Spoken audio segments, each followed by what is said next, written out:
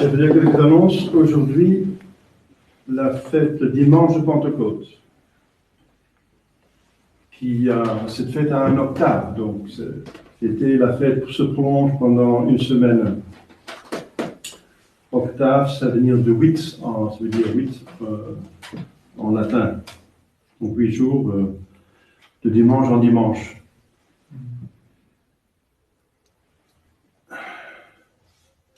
Donc pendant cette semaine, voilà, lundi de Pentecôte, mardi de Pentecôte, mercredi de Pentecôte. Quoique le mercredi, le vendredi et samedi sont les 4 temps de Pentecôte. Les 4 temps qui sont un temps de prière pour voilà, demander la grâce sur la saison qui vient, la saison qui n'est pas seulement pour la nature et pour l'agriculture, mais aussi pour l'Église. Une nouvelle saison qui est très important dans la plupart des diocèses, enfin en temps normaux, où là il y a des séminaires, parce que les ordinations se font justement dans cette période-là, donc les ordinations au sacerdoce. Les ordinations, justement, au diaconat, se font le samedi de Pentecôte. Donc hier, c'était l'anniversaire de votre serviteur, donc du diaconat. Le sous-diaconat, donc parce qu'il convient que le diacre, c'est celui qui prêche. Et la Pentecôte, je vais vous en parler, a donné la pêche aux apôtres pour prêcher dans le monde entier. Donc, une grâce spéciale. Le sous-diaconat est plutôt donné dans le carême. Le carême autour de l'étaré, qui est mi-carême, parce que c'est le prêtre en tant que victime qui participe à Jésus, qui n'est pas seulement prêtre sur la croix, mais aussi victime en même temps. Le prêtre va participer aux deux. Voilà, donc, mais la prêtrise est donnée, enfin, dans la plupart des cas, la fête de Saint Pierre et Paul, le 29 juin. Donc, ça va arriver bientôt.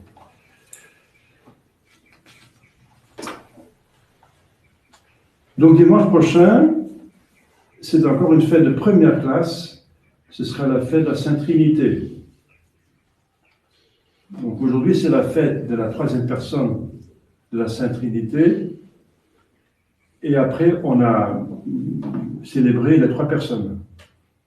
Donc, Dieu, le Père créateur pendant l'Avent, qui a créé Adam et Ève et tout. Après, on a vu la chute, on a vu la plus grande partie est prise par Jésus-Christ, bien sûr, parce que c'est lui qui vient nous sauver. C'est lui qui institue l'Église. Donc, c'est tout le temps de Noël et de Pâques. Et maintenant, la fête de la Sainte troisième personne. Il convient qu'après que les 3 personnes ont été célébrées, qu'il y a une fête de tous les 3 ensemble.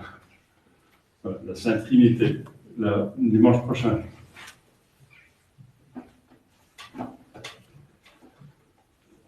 Au nom du Père et du Fils et du Saint-Esprit, ainsi soit-il. Chers fidèles, je reprends un petit peu l'historique du fait. C'est un fait, la Pentecôte. C'est un fait historique qui s'est produit il y a 2010, moins 33. On va faire les calculs. Donc à peu près 2000 ans. 2019, moins 33, parce que c'est arrivé après que Jésus est monté au ciel, dans l'année 33. Et ce fait arrive sur la fête de Pentecôte. C'est le texte d'aujourd'hui qui le dit.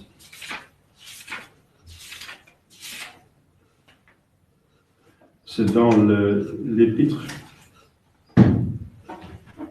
C'est dans l'épître.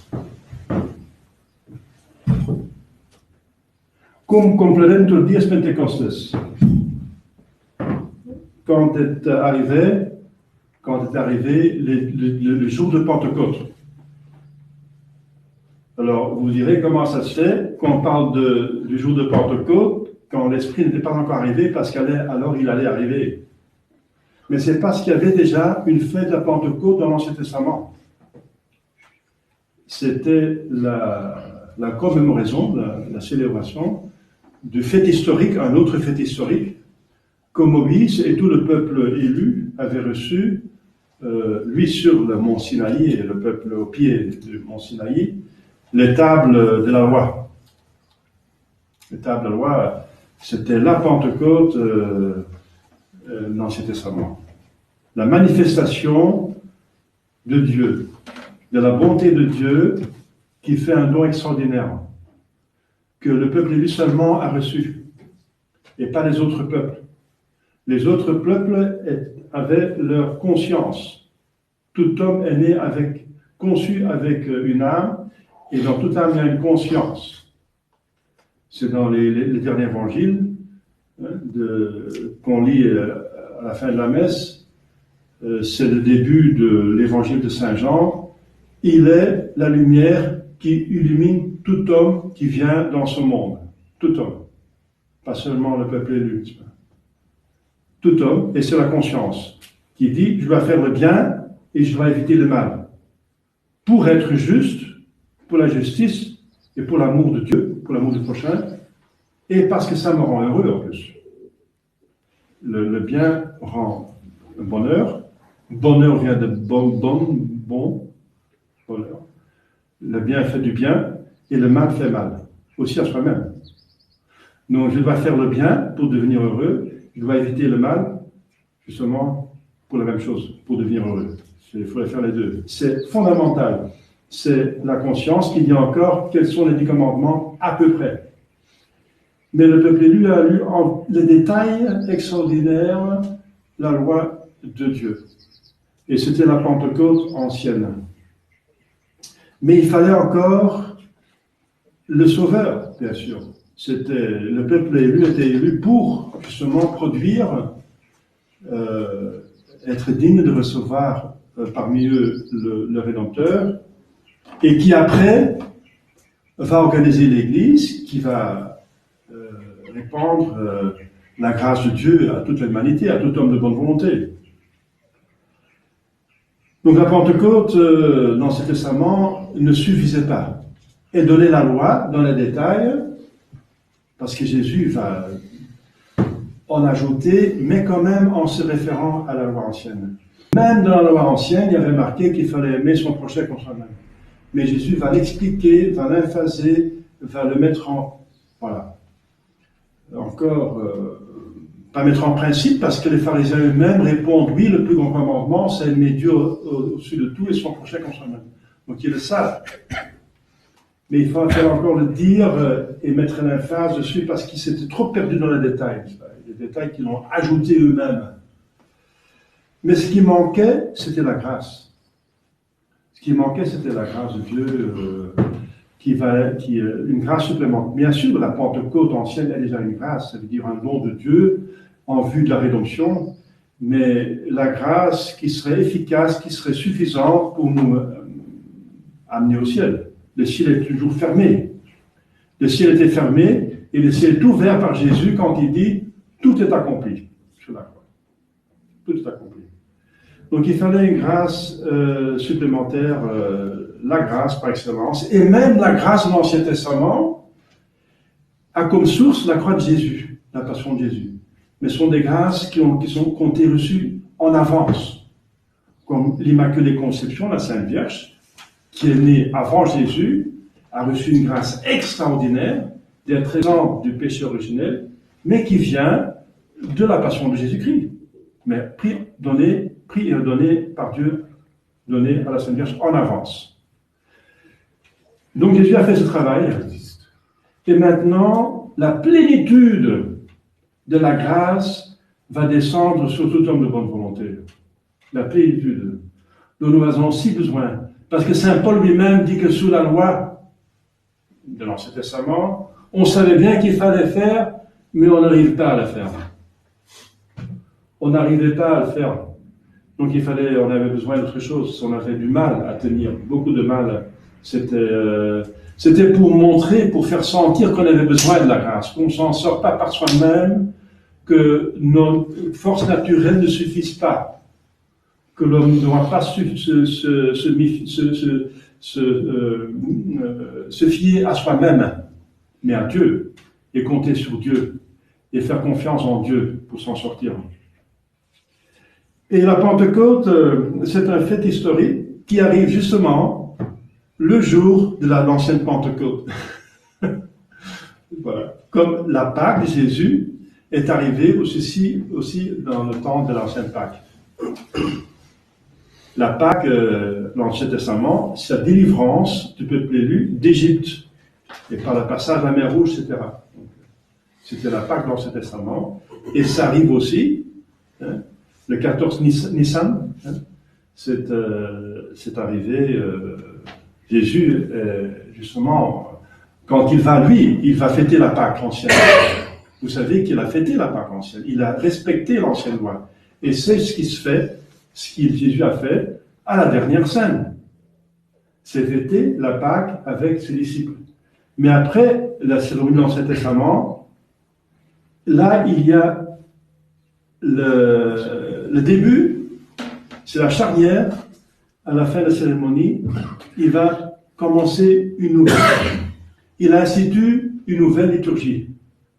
Voilà, il institue la messe, comme vous savez, et il donne le pouvoir aux apôtres. Faites ceci. Donc, en même temps, il leur donne le pouvoir pour faire cette nouvelle liturgie, un nouveau testament. Il parle d'un nouveau testament, un nouveau contrat entre l'humanité et Dieu. Et il s'agit de faire et faire. Dieu va nous donner, faire du bien, va nous donner le ciel, mais à condition que nous donnons des marques d'amour de retour.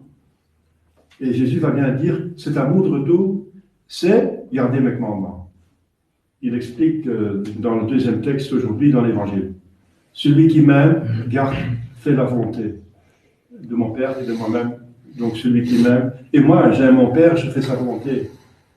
Il est venu pour faire la volonté du Père et voilà, racheter le monde.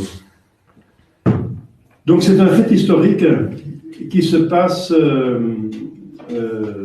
dans le Cénacle. C'est dans le même lieu où Jésus a fêté les Pâques et a institué la dernière scène. Et bien dans ce même Cénacle à Jérusalem, les apôtres sont ensemble avec la Sainte Vierge. Avec la Sainte Vierge. Donc, qui est déjà là, qui fait déjà son office, qu'elle va continuer à faire, même à partir du ciel, de distribuer les grâces, la Sainte Vierge. Et qu'est-ce qui se passe? Donc, il y a une manifestation sensible. Il y a tout d'un coup un grand bruit. Tout à coup. Un grand bruit. Comme d'un vent impétueux qui venait du ciel et remplit toute la maison où étaient les disciples. Ce bruit, ça veut dire quoi? Parce que justement, quand Dieu fait quelque chose dans le sensible, c'est pour montrer ce qui se passe dans l'esprit. L'esprit qui n'est pas sensible, mais réel. Qu'est-ce qui se passe? Ce bruit, ce vent était le symbole de la présence de la divinité qui indiquait que l'Esprit Saint, le souffle de Dieu, l'Esprit Saint est soufflé par le Père et le Fils. C'est un souffle d'amour. Un souffle d'amour. La production du Saint-Esprit, c'est un acte d'amour du Père qui a compris Dieu totalement et qui l'a exprimé, le Verbe, qui est le Fils. Comme l'idée vient de l'intelligence, le Fils vient du Père, mais en Dieu c'est infini. Et Dieu, il aime la bonté. Et il exprime cet amour. On dit, il souffle cet amour, et il souffle le Saint-Esprit. Donc dans la Sainte Trinité, le Saint-Esprit est soufflé par le Père dans le Fils, avec le Fils. Et quand il y a un vent impétueux qui vient sur les apôtres, ça veut dire que Dieu fait participer l'Esprit Saint aux hommes. C'est clair? Parce que notre vie surnaturelle, c'est une participation à la vie de Dieu. C'est inimaginable. Ça dépasse notre conception, ce qu'est Dieu, puisqu'il est infini.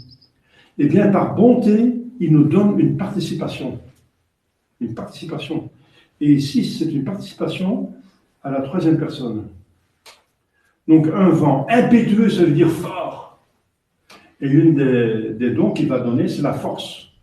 La force de prêcher sans peur contre les ennemis même de l'Église, et même si ça va coûter la vie, jusqu'à la mort, parce que cet amour va traverser la mort, au-delà de la mort.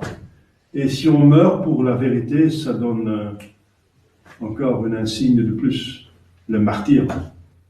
Demandez aux martyrs dans le ciel s'ils regrettent leur martyr. Ah non, c'est justement leur titre d'honneur et de bonheur. Ils sont dans l'éternité contents. Mais il ne faut pas chercher le martyr, parce qu'il faut la grâce pour le martyr, il faut pas le chercher. En tout cas, l'Église, l'expansion de l'Église se fait en deux manières. Elle a commencé par justement beaucoup de contradictions, parce que le monde était dans l'emprise, les griffes du diable, le monde entier. Donc pour arracher au diable, il fallait y aller. Il fallait y aller, donc et c'est pour ça que il y a les 3 siècles des martyrs. Donc prêcher quand les gens qui ont le pouvoir ne sont pas convertis, ça aboutit pour une grande partie aux martyrs. Pas forcément tous, mais pour une grande partie, parce que l'Église va continuer, bien sûr. Si tout le monde est mort, il n'y a plus d'Église. Mais pour une grande partie, ça aboutit aux martyrs. Quand les puissances, quand les autorités sont hostiles, l'Église est une Église de martyrs. Mais le sang de martyr du Tertullien est la semence du christianisme, de la chrétienté. Et ça donne des grâces extraordinaires. Et à un certain moment, il y a tellement de grâces obtenues par le sang des martyrs que cette grâce va faire une chrétienté. Ça veut dire, va convertir les hommes de pouvoir. Et alors, si les hommes de pouvoir sont convertis et ils se mettent au service de Dieu de l'Église, ils vont servir même la messe comme un Saint-Louis. Ils vont être très pieux, ils vont mettre tout leur pouvoir, tout leur argent, toute leur influence au service de la gloire de Dieu et du bien des âmes. Alors vous avez la chrétienté qui s'installe. Nous avons vu, l'âge d'or, la chrétienté, c'était le Moyen-Âge. Le Moyen-Âge. Et voilà, maintenant, le diable, il a pris une contre-attaque, il y a eu une certaine tiédeur qui s'est installée aussi parmi les hommes de l'Église, etc. Les causes de la crise sont bien connues maintenant. Et nous sommes, voilà, Monseigneur Lefebvre a écrit un livre intitulé « Ils l'ont découronné ». Ça veut dire qu'il n'y a aucun pouvoir politique en ce moment qui accepte la vraie Église. Il y en a encore ceux qui sont officiellement catholiques, comme le Vatican lui-même, mais ce sont des hérétiques, donc ils ne sont pas catholiques du tout. Ceux qui sont officiellement encore catholiques ne sont plus catholiques, mais hérétiques. Et tous ceux qui ne sont pas catholiques, voilà, tous les restes, n'acceptent pas l'Église, la religion catholique dans leur constitution. Voilà, c'est fini. Ils l'ont découronné. Donc on est retourné dans un temps d'homme de puissance, et maintenant la puissance est dans l'argent. La puissance politique est maintenant dans l'argent. Peut-être ça a été toujours comme ça, mais l'argent a été inventé quand même. Avant, c'était les richesses, l'or, etc. Mais maintenant. Donc, et ces gens-là, n'est-ce pas, ne sont pas catholiques, comme vous savez. Donc on est dans un temps où il faut se préparer au martyr. Il faut être prêt à mourir pour la foi. Ça, c'est sûr. C'est une loi historique. Je répète, si les hommes de puissance sont convertis, vous avez une chrétienté, une civilisation chrétienne qui se développe, épanouie, magnifique, incroyable. Ça n'a jamais été vu dans l'histoire de l'humanité, la civilisation chrétienne. Mais si les hommes de puissance sont corrompus, sont contre, rejettent, sont même hostiles à la religion, comme les empires romains au début, les empereurs romains et l'empire romain, alors vous avez une chrétienté de martyrs. En tout cas, l'Église continue. On ne peut pas l'arrêter. Elle va continuer avec du sang physique des martyrs ou bien le sang spirituel de la messe. Beaucoup de prêtres religieux, la messe, qui fait encore couler le sang de Jésus-Christ. Parce que c'est la vie, on aime le bon Dieu au-dessus de tout, même au coup de sa vie. Même si on ne meurt pas en martyr, on donne sa vie pour Jésus-Christ et Dieu. On donne encore sa vie. Mais en tout cas, on donne sa vie. Et tout ce qu'on a et tout ce qu'on est. Voilà, donc ce bruit qui remplit toute la maison, c'était le Saint-Esprit.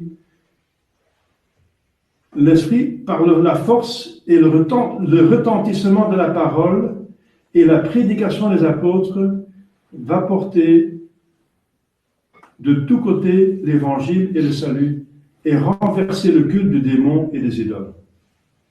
On vit comme des langues de feu, divisées, s'arrêtaient sur chacun d'eux. Qu'est-ce que ça veut dire? Eh bien, je viens de le dire. Ces langues de feu signifiaient la manière dont l'Esprit Saint, qui est donné aux apôtres par ce bruit, symbolisé par ce bruit un peu impétueux, la manière dont ce Saint-Esprit va se manifester et va agir dans les apôtres et par les apôtres. Eh bien, les langues de feu qui vont s'installer sur eux. Ça veut dire quoi? Ces langues de feu signifient que par l'apostolat des 12, enfin, à certains moments, ils sont 13. Donc, Judas va être remplacé par Matthias. Il y aura encore un 13e, c'est Saint Paul. Donc, finalement, il y a 14 apôtres, mais le 12e, Judas, il est déchu. Il est remplacé par 2 autres. Donc, finalement, il y a 13 apôtres qui vont faire le travail. Mais on les appelle les 12 parce qu'originellement, ils sont 12. Ils ont été 12 au temps de Jésus-Christ. Après, ils étaient 11 et après 13. Bon, voilà, ça change un petit peu, mais on parle des 12. Donc, c'est symbolique encore. Donc, les apôtres, l'apostolat des 12, le Saint-Esprit éclairerait et embraserait l'univers. Donc, le feu, c'est un être matériel, mais qui a quelque chose de quasiment spirituel. Il est très versatile, on ne peut pas prendre, et il a quelque chose de très fort. Une lumière et une chaleur. Ça signifie justement l'esprit. Signifie, ce n'est pas l'esprit. Le feu n'est pas l'esprit, mais il signifie l'esprit, Dieu, qui est lumière, intelligence et chaleur, amour. Voilà. Intelligence, amour. Intelligence et volonté, cœur. Voilà. Et il va faire participer ça. Il va donner ça. Donc, les langues sont de feu. Donc, Dieu donne l'intelligence, des dons pour l'intelligence, et fortifie, donne des dons pour la volonté. La lumière et la chaleur. Mais ce sont des langues de feu. Pourquoi? Parce que l'Esprit Saint va éclairer et embraser l'univers en établissant l'Église parmi tous les peuples dont elle parlerait les langues. La foi se transmet par la parole. Fides ex auditu. La foi est par l'ouïe. Et pour entendre, il faut parler. Il faut être envoyé par l'Église, et l'Église envoyée par Jésus-Christ. Jésus-Christ par son Père. Voilà. Il y a une mission. Voilà. C'est pas n'importe qui va parler comme ça. Il faut être envoyé. L'Esprit est envoyé et l'Esprit nous envoie. La langue qui se met sur les apôtres signifie que notre langue, n'est-ce pas, est en effet l'instrument par excellence de la prédication. Car la foi entre nous, pardon, oui, comme je viens de dire, j'ai cité ici le père d'Église, par la parole de la prédication du prédicateur. Comment de audientis et prédicantes? Comment vont-ils entendre l'évangile quand personne ne la prêche? Donc il faut la prédication. L'Esprit Saint est comme un feu ardent qui purifie l'âme, un feu lumineux qui éclaire l'intelligence, un feu doux qui s'insinue dans le cœur, les chauffe et l'embrase d'amour. La confusion des langues avait été à la tour de Babel dans ce Testament un monument de l'orgueilleuse impiété des hommes et sa punition par le Seigneur. Au Cénacle, aujourd'hui, en fait, le don des langues devient comme le témoignage merveilleux de l'humble piété des apôtres et disciples, et aussi l'unité de l'Église. Parce que tout le monde va comprendre tout le monde. Et au début, c'est un don extraordinaire, comme vous avez vu, que les apôtres parlent en leur langue, le galiléen, le syriaque avec un accent du coin, un galiléen, un accent, parce qu'ils vont dire, ah, Pierre, toi tu appartiens, mais tu es un galiléen, toi, on va te donner quelques raclés. Alors non, je ne suis pas. On l'entendait, on le reconnaissait à sa langue. Donc il parlait le syriaque, mais avec un accent galiléen. Mais tout le monde comprend dans sa propre langue dans laquelle il est né. C'est très beau ça. Dans laquelle il est né. Donc l'Esprit Saint respecte les hommes comme ils sont. Respecte leur langue, leur culture. Et c'est comme ça que le missionnaire doit faire aussi, par l'impulsion de cet Saint-Esprit, qu'il va étudier les peuples. Le missionnaire va étudier chaque personne pour voir comment la meilleure façon de donner, de faire passer l'évangile. Donc on va tenir compte des capacités, des sensibilités, des vertus, des vices même. On va tenir compte de tout ça pour tenir compte de la personne, pour justement que l'évangile passe le mieux. Adapté à la personne. Mais on ne va pas adapter le message. Jamais. Mais on va s'adapter. La manière de faire, c'est la pastorale, c'est s'adapter à la personne. Oui, comme Dieu lui-même il est pastoral. Tout le monde comprend dans sa langue natale, pas langue officielle du pays, mais sa langue maternelle, qu'il a reçue de sa mère. Incroyable. Dans laquelle il est né, la langue dans laquelle il est né. C'est magnifique. Vous voyez cette délicatesse de Dieu, c'est magnifique. Alors, et ça montre l'unité de l'Église. Babel, l'orgueil humain a dispersé. Tout le monde commençait à parler une autre langue. De tout d'un coup, ils ne se comprenaient pas les uns les autres. Et ça détruit ce projet de Babel. La confusion de Babel. Maintenant, la confusion de Babel par l'orgueil est réparée par l'amour de Dieu, la Pentecôte méritée par Jésus-Christ. Donc il va faire l'unité. L'Église est une. Ce sera le gouvernement mondial de Dieu, le seul qui est possible. C'est l'Église catholique. Ça, c'est le gouvernement mondial. Le diable, il casse l'Église, il va installer son gouvernement mondial de tyrannie et de méchanceté. Le gouvernement mondial, c'est l'Église catholique. Avec un chef à Rome, un vrai, n'importe qui. Et des évêques sur les lieux, etc. Toute une hiérarchie. Et Aristote dit que dans une société, pour être acceptable, il faut que tout le monde puisse encore avoir une relation personnelle avec le chef. Si il n'y a plus possible d'avoir une relation personnelle avec le chef, il faut départir. Eh bien, dans l'Église, on a cela. Tout le monde peut et a une relation personnelle avec Jésus-Christ. À la communion, vous allez voir, etc. Même à partir du baptême, on peut parler avec lui, il nous écoute, donc c'est merveilleux, incroyable. C'est le seul gouvernement mondial qui est possible, c'est celui de Dieu, Jésus-Christ, l'Église catholique, et qui fait l'unité entre les peuples dans la chrétienté,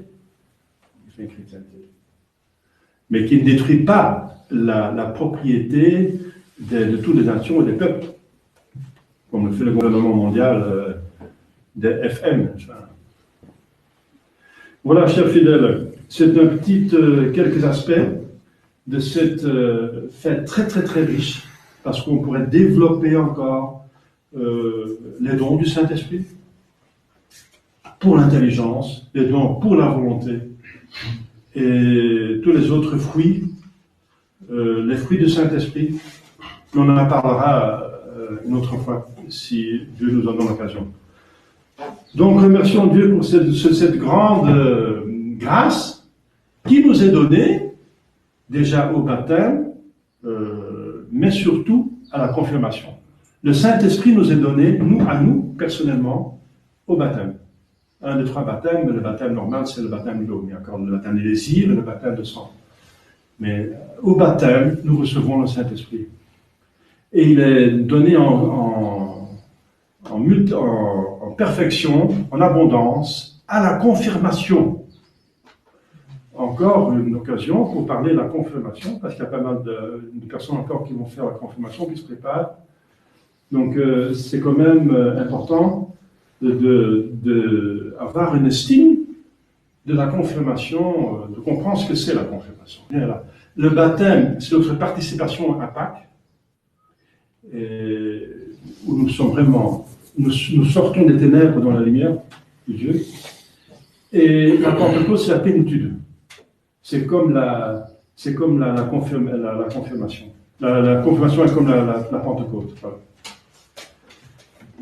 Voilà, remercions mon Dieu pour toutes ces grâces et ouvrons plein notre intelligence et le cœur pour l'accepter. Au nom du Père et du Fils et du Saint-Esprit, ainsi soit-il.